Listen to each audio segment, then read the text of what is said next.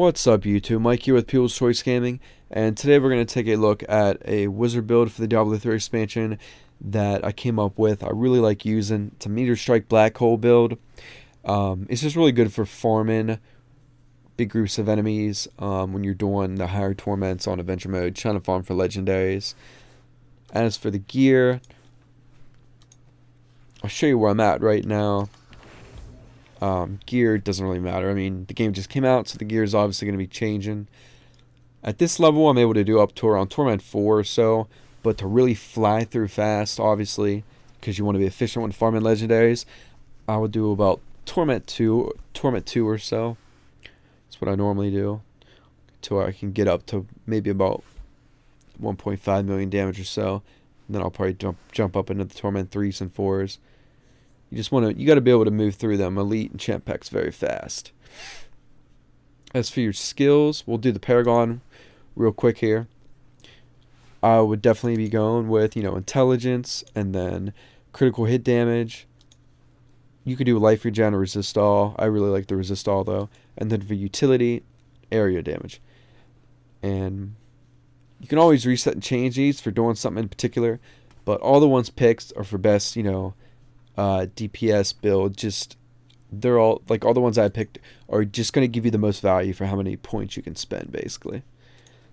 As for the build, your passives, we got Audacity, which is new for damage, Unwavering Will, which is new for damage. That's an amazing passive right there. If your gear's not good enough at the moment though, and you catch yourself having to kite a lot, then Unwavering Will not work out that well.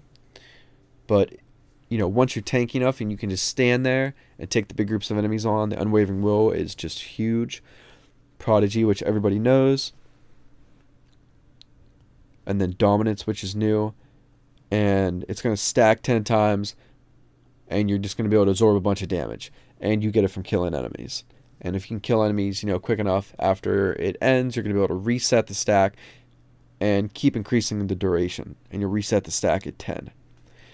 So basically with this build, you're just going to run into the biggest group of enemies you can, drop a black hole, instantly get as many mortar strikes as you can, a few electrocutes, and then mortar strike again. So they're able to get about 5 or more mortar strikes or meteor strikes within 5 seconds, because you're going to do increased damage from your black hole for 5 seconds.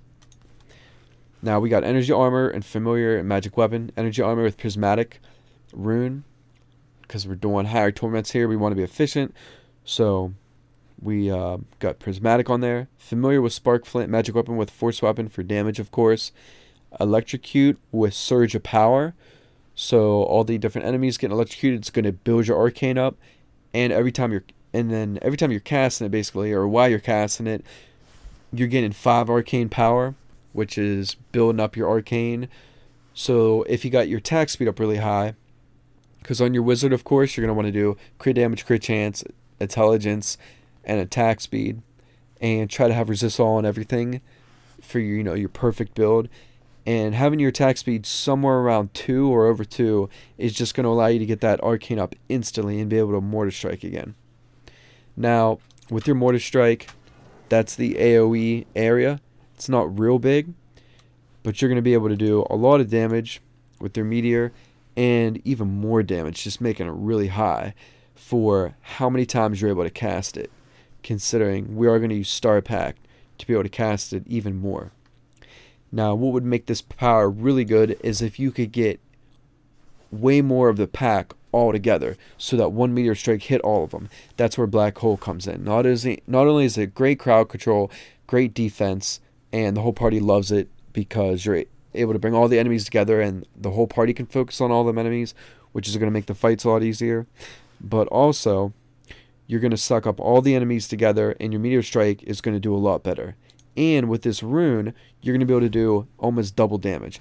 I'll go from 5 to 7 million meteor damage to 10 and 11 million meteor damage for 5 seconds after I cast my black hole.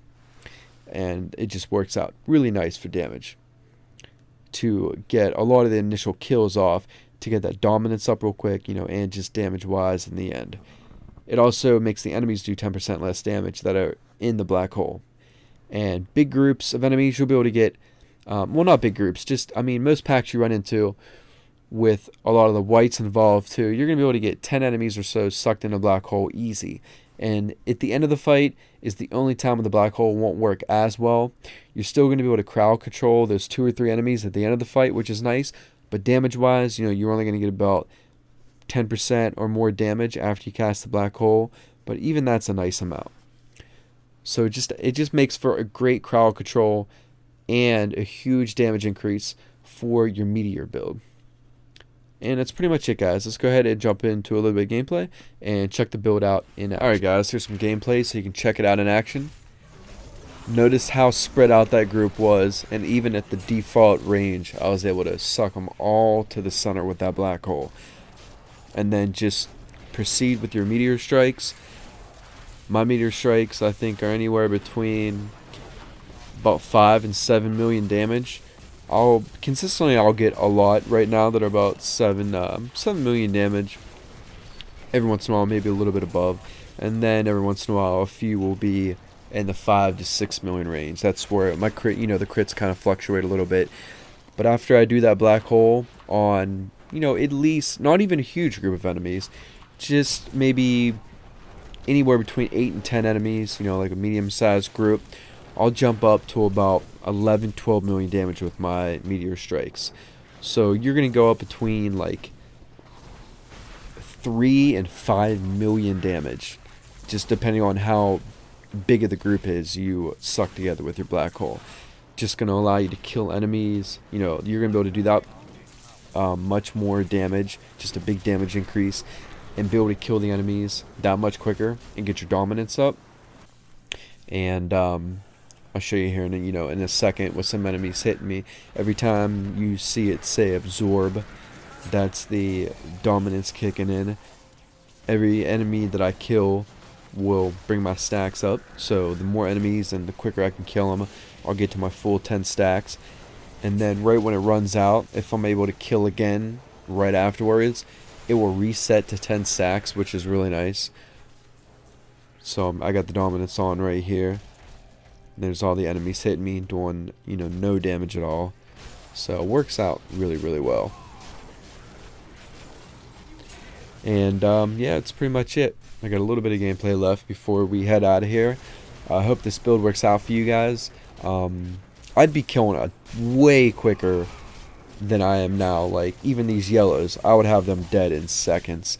But we're actually doing a full party right now, and I was just kind of moving through by myself without the rest of the party, just because I wanted to show you guys some quick gameplay. So these guys, you know, are a lot tougher, so they're taking a little bit longer to kill. I just wanted to show you how the crowd control worked with the black hole and the damage and everything.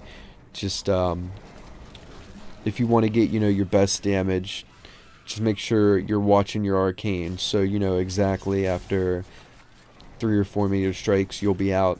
And then just hold the electrocute, and you can actually hold the electrocute to fill it back up, and then press your right mouse button to do your meteor strikes.